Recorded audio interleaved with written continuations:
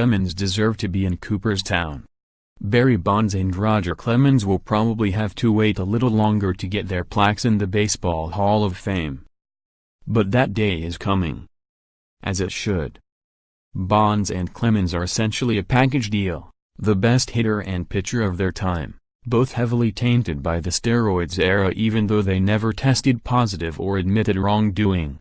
Some Hall of Famers, led by former Cincinnati Reds great Joe Morgan, have urged media voters, myself included, not to select Bonds, Clemens or anyone else with links to that disgraceful period in the game's history. That sentiment is understandable, but the issues are more complex. Back in November, Morgan sent a letter that laid out 3 parameters for denying entry into the Hall: those who failed drug tests, acknowledged using steroids, or were identified in the Mitchell Report investigation into baseball's rampant doping in the 1990s and early 2000s. We can all agree on those first 2 roadblocks.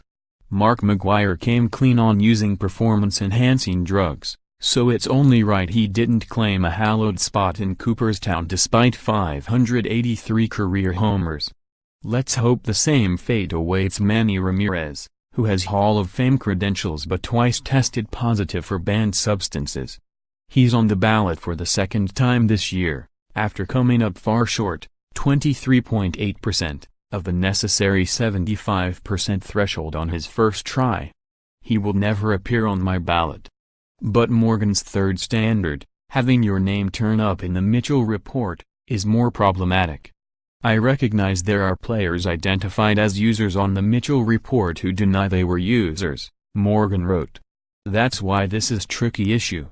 Not everything is black and white, there are shades of gray here. He went on to say, "It still occurs to me that anyone who took body-altering chemicals in a deliberate effort to cheat the game we love, not to mention they cheated current and former players, and fans too, doesn't belong in the Hall of Fame.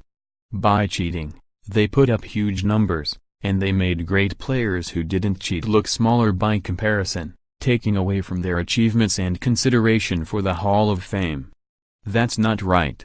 While I certainly see merit in Morgan's argument, my views on Bonds and Clemens have softened since I left them off my Hall of Fame ballot when they were first eligible in 2013. My reasoning is twofold. First, both players were worthy of induction before anyone questioned what they might be putting into their bodies.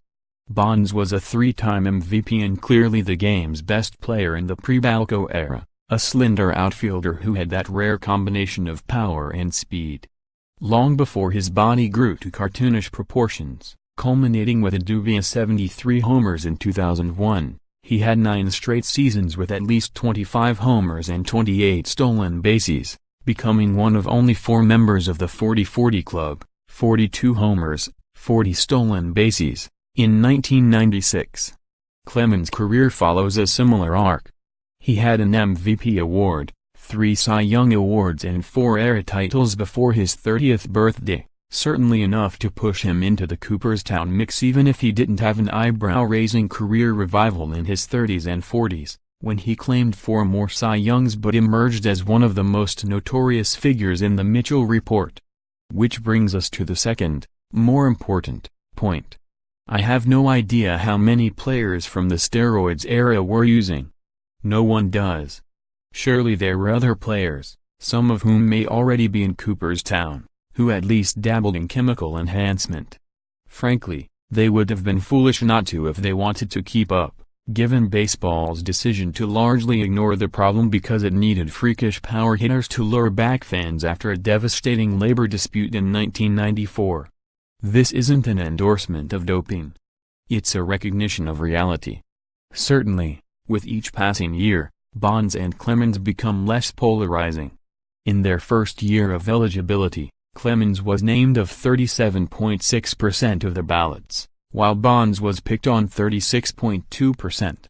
Their support actually dipped the next year, but it has been rising steadily since then, always in tandem, and appears likely to take another jump when the next group of inductees is revealed Wednesday. A year ago, Clemens was penciled in 239 ballots, 54.1%, while Bonds appeared on 238, 53.8%. This year, their support from publicly revealed ballots was tracking at an identical 63.6%. Given it's only their 6th year on the ballot, leaving 4 more years to get in, it's clear Bonds and Clemens will be making Cooperstown speeches at some point. Their support will continue to grow as the pool of media voters gets younger and younger, softening memories of the steroids era and weeding out older reporters who could never bring themselves to check off someone who might have doped. When that day comes, it will surely be hotly debated. Some Hall of Famers will likely boycott the ceremony. But let's not forget, Bud Selig, the commissioner who presided over that shameful era with his head largely stuck in the sand, took his place in Cooperstown a year ago. It's time for Bonds and Clemens to join him.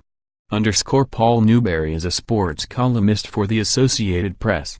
Write to him at pneberry@app.org or at www.twitter.com/pneberry1963. His work can be found at https://upnews.com/search/Paul%20 Newberry_ for more app baseball coverage. https://upnews.com/tag/MLBaseball